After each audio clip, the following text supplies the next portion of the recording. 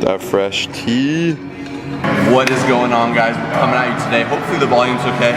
Forgot the mic, but that's okay. I'm saying okay a ton because we're gonna show you how to get your okay freaking lat pull down to an excellent lat pull down. Although I may be out of it right now, it's really gonna help you out.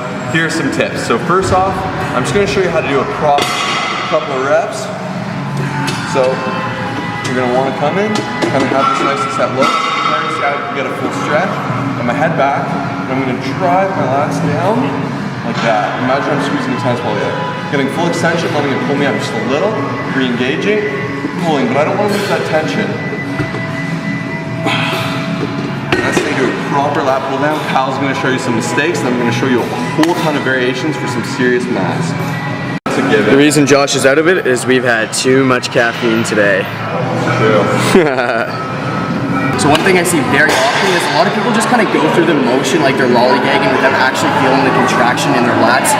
So number one tip I have for you guys is to almost feel like you're driving your elbows down into your butt. Or another thing is you could imagine that you're squeezing a tennis ball in between your scapula. So this is how it's gonna look like. You're gonna make sure you're doing full range of motion. Squeeze. Up. Squeeze.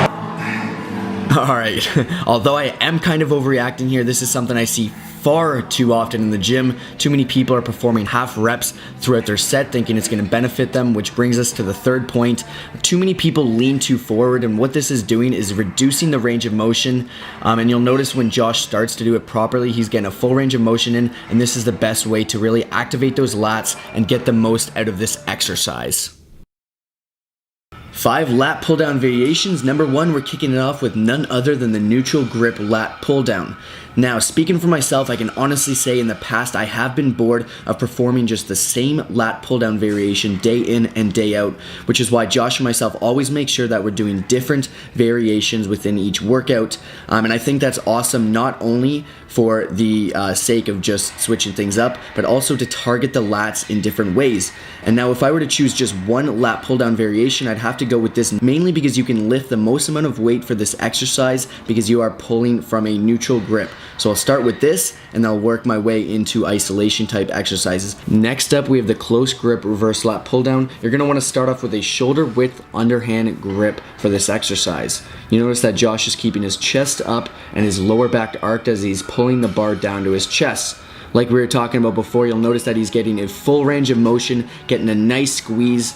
And also one thing to keep in mind, guys, is you can use as an alternative the V bar for this close grip exercise. Another thing I often see is a lot of people will actually try to bring the bar like crazy low, like almost down to their belly button or something like that. What they're doing there is they're going to be taking the activation off of the lat. So this is something you should really avoid doing, and just pull it down to where you really feel the squeeze properly. Number 3, we have the one arm lat pull down. I highly suggest you guys adding this into your routine.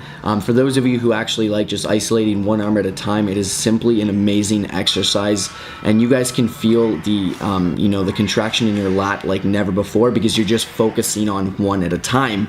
So it really helps avoid muscle imbalances. And you guys will hear me say this a million times, and I'm sorry if it's getting repetitive, but you'll notice we are doing a full range of motion. We are keeping it nice and controlled. I'm not using 250 pounds on this. I'm probably using like 70 pounds, and I'm just getting a nice squeeze in my lats and really putting me in a good position to work my lats properly and to help myself gain the most amount of muscle from this exercise.